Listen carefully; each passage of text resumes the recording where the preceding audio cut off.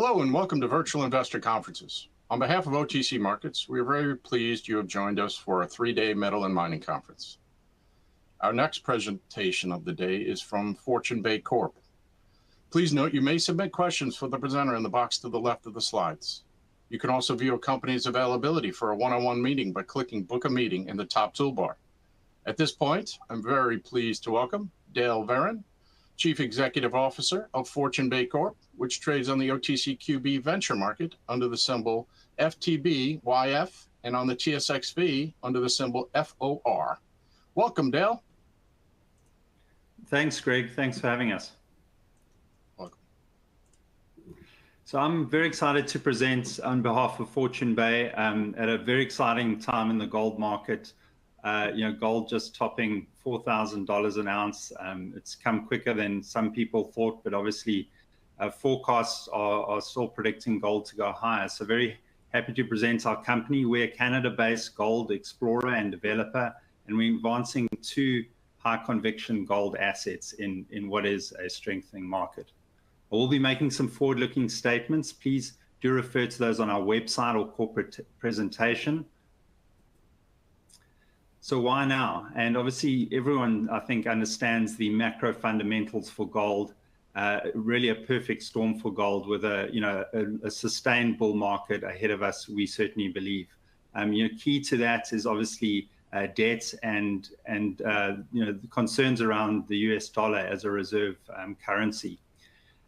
So why would you buy a developer like ourselves, an explorer and developer? Well, firstly, developers have very high leverage to the price of gold. As gold rises higher, our project NPVs and IRRs rise sharply and offer more torque than producers, which are normally get fully valued based on the gold price.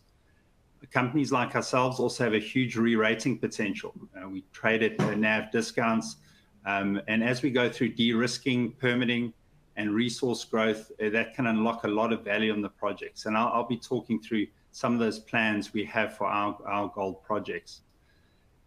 Gold's starting to flow from obviously the ETFs and physical gold itself. It certainly flowed into the producers, and as you can see on that chart on the right, that's just showing the GDX and GDXJ relative to that gold price. And obviously a lot of capital is rotating into the equities, and that money's yet to flow down properly into developers like ourselves. So I think there's a huge opportunity for re-rating.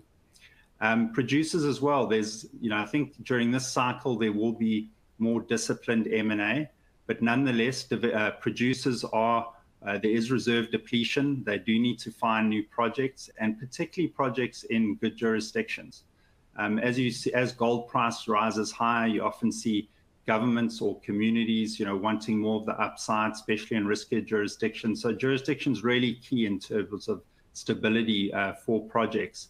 And as producers look for new projects, they are going to turn to places like Canada, where there are projects that can be developed or put into production really quickly. And that chart on the bottom right, it's a little outdated, but shows the general theme of reserve depletion. We are seeing more exploration, but resources aren't being replaced as quickly as reserves are being depleted by the gold miners. So there will be M&A in the cycle, I've no doubt. I think it will be disciplined, but projects like ours will be coming under the radar. So we really sit as a developer in that sweet spot. We've got resources, we've got opportunities for growth. We will be demonstrating the path to production, and we sit nicely between those higher risk explorers who don't have resources and also those fully valued producers. And Fortune Bay certainly sits in this sweet spot. So just turning to our assets, we've got 2 main gold assets, the Goldfields project in Saskatchewan and Pomarosa in Mexico. Among the 2, in terms of the drill-defined resources, around 3 million ounces. That's an impressive number for junior companies. We also do have uranium projects. Those are partner-funded and non-dilutive to the company, and also bring in some returns for us through option and management fees. Our model is really to create value at that steepest part of the Lassonde curve. And we have 2 assets that we believe we can move quickly up that curve through additional exploration and early stage development. We also have those uranium projects. They're earlier stage, so we've put those in the hands of partners to fund through those riskier stages, retaining upside in the form of an equity stake that can be pursued under joint ventures. We have a very disciplined cycleware approach, and this business is really a matter of timing. It's a matter of patience, and we've been very deliberate with our share structure over time. The gold assets were put in the company in 2014. We've been very patient, waiting for the right cycle to align our capital. We also picked up uranium projects before the main staking rush in Saskatchewan. Obviously, uranium has a very strong set of fundamentals and felt that could provide additional upside for our shareholders. So here we sit today. This chart's also a little outdated, but over $4,000 an ounce on the gold price. We have only 58 million shares outstanding and have plans to aggressively advance our projects. So how do we compare to peers? And this chart's from a couple of weeks ago. Things are obviously moving quickly in the gold space, but it really does sum up how Fortune Bay is undervalued compared to a lot of peers in the space. And this is a group of PEA peers, so projects at the similar stage to us. And we've been careful not to blow out our share structure when the market wasn't there. We've been under the radar, but now's the time to tell people about our story. And where we compare on a US dollar per ounce basis, so that's our resource multiple, it's the enterprise value of the company divided by the resources we have. If we only had Goldfields, we traded a significant discount to our peers. And if you bring in Pomarosa, which is currently a historical resource, but when current resources are declared, we become traded even higher discounts. So very undervalued compared to peers. And key to our story is the shares outstanding. Just 58 million shares outstanding. That's much lower by a significant margin to our peers. And what that really means is as we add value to our company, and we have plans to do so, that will get amplified in our share price. We have a number of near-term catalysts that are fully funded under the cash we have on hand. The first of those being the updated PEA, it's a preliminary economic assessment, which we completed and announced on September 23rd for our Goldfields project. Then we're getting the word out about that project, and it's obviously taking steps toward the next phase, which would be a PFS. We also commenced permitting. We've recognized that as a critical path for the project, and additional permitting needed to implement the PEA mine plan. So we started that this year. At Pomarosa in Mexico, we are required to reach exploration agreements with the communities. We have reinitiated old relationships there. We've received tremendous support, so that's ongoing. And once those agreements are signed, we'll be able to declare current mineral resources and look to grow the resource base through additional exploration. So turning in a little more detail to our Goldfields project, which is really a robust development asset with growth potential, and a quick picture there showing the historical underground head frame and mill frame with that power line to site. And along this ridge here is the box deposit. It sticks out of the ground and really favorable scenario for an open pit development. What we're looking at Goldfields, we are in far northern Saskatchewan, but for a PEA stage project, it really is a de-risk development platform. And I'll explain why. 97% of the resources used in that PEA mine plan are in the higher confidence indicated category. What that means is less time to convert to a higher category, and also less money in terms of drilling. So we can, with that 97% indicated resource, we can go to PFS and start to declare reserves for the project in that study.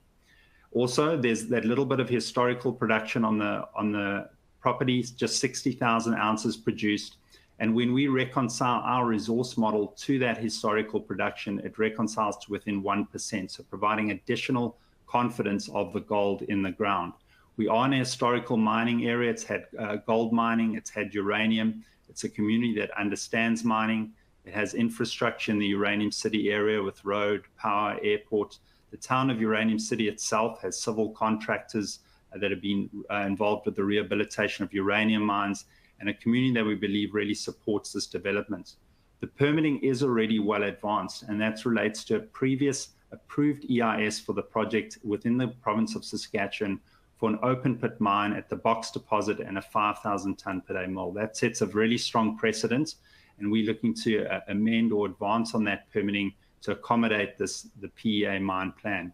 We have established community relationships. I've worked in Saskatchewan for 10 years, previously with Denison Mines Corp, advancing discovery with the company and undertaking a pre-feasibility study. So know the importance of good community relationships, and we've had those since 2020, which really was formalized in an agreement in 2022, which provides consent up to and including a definitive feasibility study. As we work toward construction, we'll be obviously negotiating an impact benefit agreement with communities, but certainly in good standing with the communities. And of course, we're in Saskatchewan. That's ranked #1 in Canada, according to the Fraser Institute, and #7 globally. So really a top tier or premier jurisdiction to be operating in. In terms of the mineral resources we have on the Goldfields project, just showing our 2 deposits on the right, the Box deposit accounting for about 80% of the resources and Athona around 20%. Across the board, around 1.2 million ounces. And noting those inferred or the indicated resource at a grade of 1.28 gram a ton, that's among the highest grade open pit development in the Americas.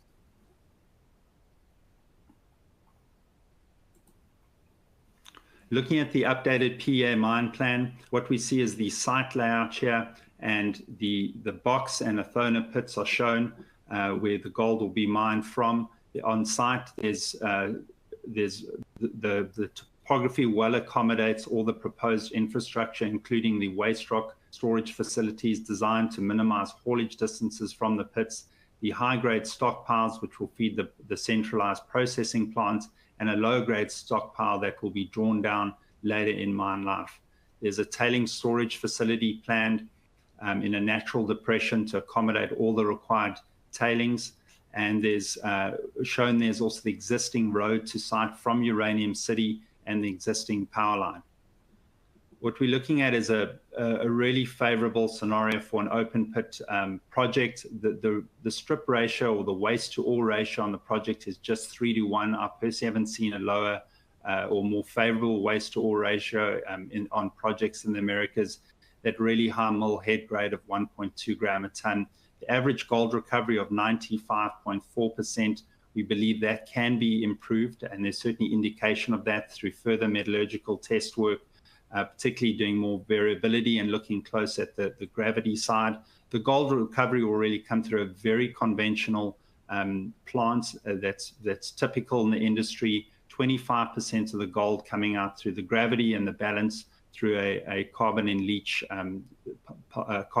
circuit. Really conventional gold processing. We don't have any deleterious elements. Very low sulfide concentrations, and very favorable material for mining. And total over mine life, 896 kilo ounces of payable gold. So excitingly, looking at the economics, so this was released in September 23 with a base case of $2,600 an ounce. Some might say, well, that's exceptionally low. And engineering firms, and we used Orsenko, the leading Canadian engineering firm who's very well versed in the gold space and has a very good handle on costs and things. They tend to be conservative. So we went in with a 2,600 base case, which at those levels still produced very robust economics in terms of an after-tax NPV of 610 million and a 44% after-tax IRR. As we go to our spot case, which at the time of announcing was, we picked $3,650 an ounce, that NPV rises sharply on an after-tax basis to $1.25 billion, and that after-tax IRR of 74%. At today's gold price going just over $4,000 an ounce, and knowing that all the latest inflationary costs are baked in, that after-tax NPV is starting to approach around $1.5 billion. The initial capex requirements are very modest at 300 million. That obviously includes all the latest inflationary increases, and that initial capex does include a contingency of $51 million. The all-in sustaining costs are very competitive at around $1,300 an ounce, providing a very healthy margin. And the throughput selected for this PEA was 4,950 tonne per day. And that was a strategic decision by the company. If we go to higher throughputs, you can produce better economics, but that throughput we've selected being sub 5,000 tonne per day allows us to keep permitting in the province of Saskatchewan, and that allows for a faster timeline to production given the existing EIS. We're looking at a 14-year mine life. That's obviously a nice length of mine and certainly attractive also from a financing point of view. In terms of the updated PEA mine plan, what we have done, as I mentioned, is looking at an expedited path to production to do a sub 5,000 tonne per day case, which won't trigger federal permitting. And it's designed to remain within the province of Saskatchewan, obviously a top jurisdiction. We're building upon that valid 2008 EIS that's already approved for the project and remains valid. We need additional approvals to address the time lapse. In other words, since 2008, some of those data sets are now quite old, and the provincial government will just want to see that nothing's changed in the baseline conditions. And then we are changing the project footprint in terms of mining of a Thona and a larger waste rock and tailing storage facility. Additional permitting is already underway. As I said, that's the critical path. So we initiated this summer and fall baseline studies to validate that historical data and also collect new data near Thona and the planned waste rock and tailings facilities. And we're looking to engage with regulators early in 2026 when we'll be able to start to provide some clearer guidance on exact timelines to get a permitting approved. We do have those well-developed community relationships, and we are going to be initiating project development engagement with the communities starting later this year. What's really exciting about the project is the opportunities for resource growth, and there's potential to expand the resources beyond Box and Athona. At Box, there's some incredible opportunities down dip. We did drill holes in 2021, which showed grades outside of the mineral resource of around 9 gram a ton over 5 meters, 13 gram a ton over 8 meters, and 8 gram a ton over 12 meters. These look to be aligned on ore shoots or certain structural corridors below the Box pit. And there's certainly potential for underground mining potential. All we need to do is do some additional drilling to demonstrate the continuity of those higher grades. Very exciting is between Box and Athona, there's only been one hole drilled in 1988, and that's a hole of 4 gram a ton over 3 meters, showing that Box definitely expands right toward Athona and potential to explore a much larger underground mining scenario.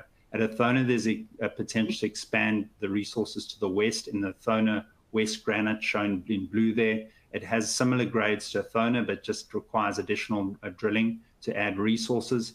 At Frontier, it looks quite like Box. It sticks out of the ground. It's certainly smaller than Box, but it has really good, compelling historical grades, and drilling's there needed to demonstrate a resource there that could be incorporated into a future mine plan. And then there's another 2 prospects, Golden Pond and Triangle, where additional drilling is needed. They open in places and have some really compelling grades from historical work. So we're advancing Goldfields with our value creation plan. I pointed to those resource growth opportunities, and we're looking at a 2,000 to 3,000 meter drill program that will commence potentially later this year, sort of 15 to 20 holes, and that will really start to demonstrate the growth potential on the project with additional delineation drilling to actually build out those resources. On the pre-feasibility side, we're looking to de-risk the project further, leveraging extensive historical data sets. And that's important because the project is endowed with a significant repository of historical engineering data, water studies, geotechnical data. So we can leverage off that. That means a shorter timeline, less cost for the project. And we have already commenced a post-PEA waste rock characterization study with additional studies being planned. On the permitting side, we're continuing with the baseline studies for that regulatory engagement, and then obviously continuing with the community engagement with those project development related meetings happening later this year. So it's just shown as a rough timeline to what we're doing. We've completed that updated PEA. We're going to, on the engineering side, studies toward PFS. There's an exploration drilling that could even start this year, and then permitting to continue through to advance that side of the project. So really excited to be moving forward, Goldfields forward at this time in the market.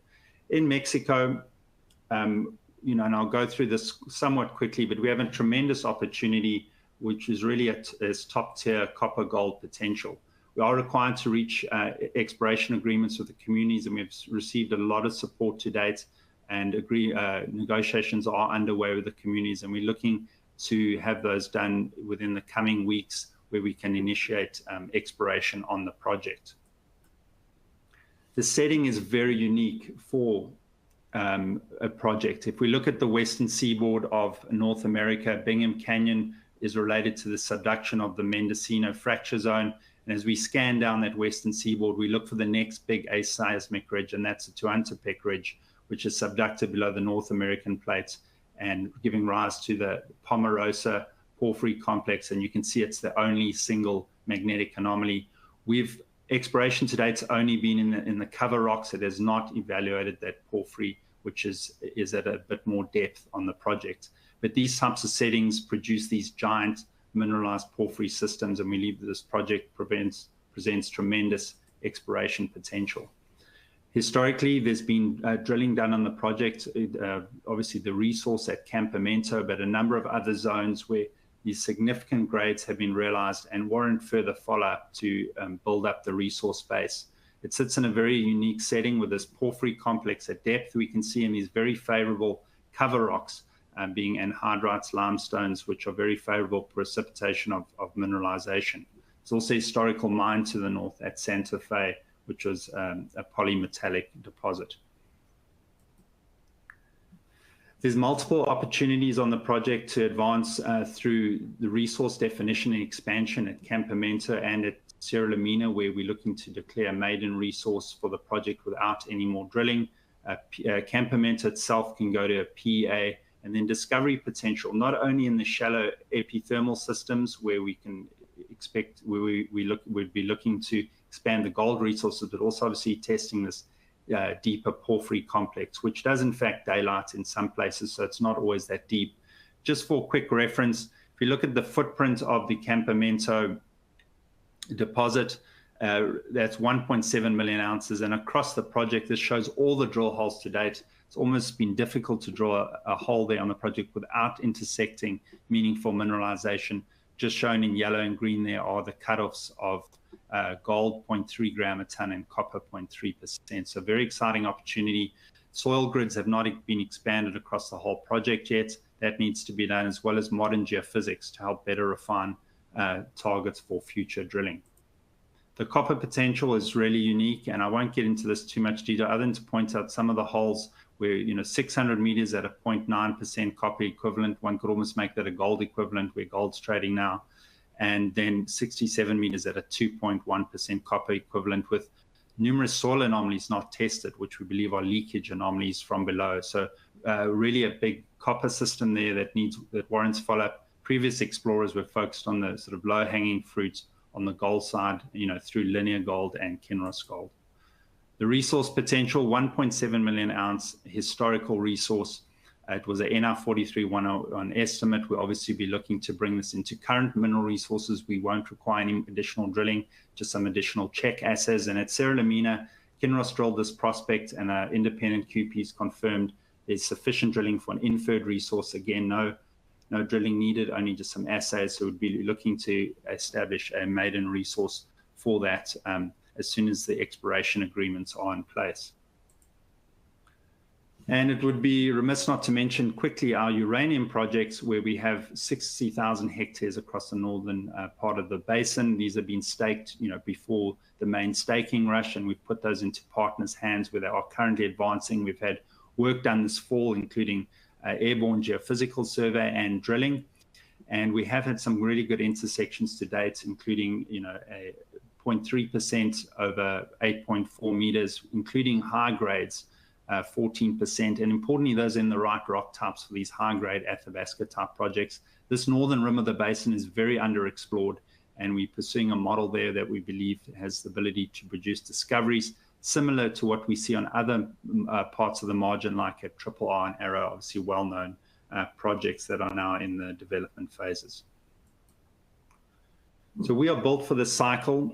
We have the right share structure, just 58 million shares outstanding. We also have a 17% insider ownership. We're very aligned with our shareholders. We have the right assets. We have Goldfields. It's robust, foundational to the project, remains undervalued at our market cap today of just $60 million. We obviously have Pomarosa, which has a tremendous upside, and then non-dilutive optionality through the uranium projects. We have the right plan in place. We have catalysts and news flow ahead. Goldfields marching forward with future exploration, de-risking, permitting, catalysts for the project and company. Pomarosa, obviously looking at that current mineral resource estimate and exploration, subject to those exploration agreements being finalized. The uranium projects I mentioned, and the right team. We have a lot of capital markets experience, a really strong technical team. We've shown good financial discipline during tough times in the market and aligning our capital now with the cycle, and really strong governance. I encourage you to take a look at our team profile on our website. So that wraps it up. Thank you. I've left not too many minutes for Q&A, so I'll try to get through a few questions here. What are the anticipated cash requirements for planned exploration and permitting in 2026?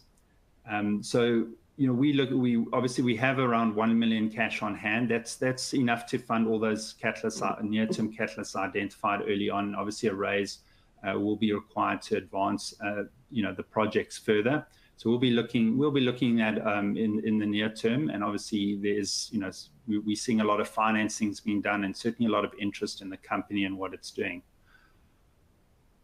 In terms of the uranium projects, monetizing them or spinning out value, that's certainly an option for us. They're currently under option agreements. We have really great partners. We have the ability to fund our share once the options are completed. So we'll look at that at the time and see whether we decide to fund or perhaps spin out or sell. So we can look at various options to unlock value on those assets too. Beyond the updated PA, which near-term events do you expect you could provide meaningful re-rating for the share price? So, exploration drilling at Goldfields, in terms of expanding resources on a project that's already has really good economics is key. So exploration at Goldfields, obviously getting Pomarosa unlocked would be a significant re-rating event for us as well. And just the general de-risking of Goldfields as we move forward with key milestones there. I think it's a project that's going to become on more and more people's radars. We certainly haven't been on people's radars. So very exciting story, and we're really establishing ourselves now as an important gold development in the Canadian landscape. I think I've answered the catalyst one. Anticipated timeline for key capital raising or partnership milestones. So, certainly capital. We'll look to raise capital to fund our next leg up, what we call it, the next stage. We obviously have these existing catalysts identified where we are starting to re-rate, but obviously still remain undervalued. And then looking probably later this year, we funded until the early parts of next year, certainly. So there's no rush, but obviously looking to take the right amount of money at the right time, and always watching dilution and sort of protecting upside for our shareholders where we can. Key risks, technical, regulatory. There's not risks are always there in these development stage projects, but at Goldfields, there's certainly been none that have been identified that are fatal flaws for the project. It's typical risks associated with these types of developments, but I think those are lowered by the infrastructure, the permitting side, everything at Goldfields, as well as being in a place like Saskatchewan. So that's certainly favorable just in terms of Goldfields. How are we doing on time? 1 more minute. Compared with other developers, what specific factors make Fortune Bay notably undervalued, and what should prompt a near-term re-rating? It's really, I think a lot of people don't know about us. We've been a little quiet, deliberately protecting our share structure, and now it's the time to align with our capital. So that, I think we will see more re-rating. We've obviously seen the share price trade well. It sort of hovered near $1 and has broken through that barrier recently. I think if you look at the fundamentals across our assets, there's still a long way to go. And I think more broadly across the developer sector, you'll see more capital rotating into developers as the cycle sort of gains more momentum. And yeah, that's I think all we have time for. If there are more questions, please feel free to reach out. The details are on that slide. And I'd just like to thank everyone for participating, and yeah, feel free to reach out. Thanks.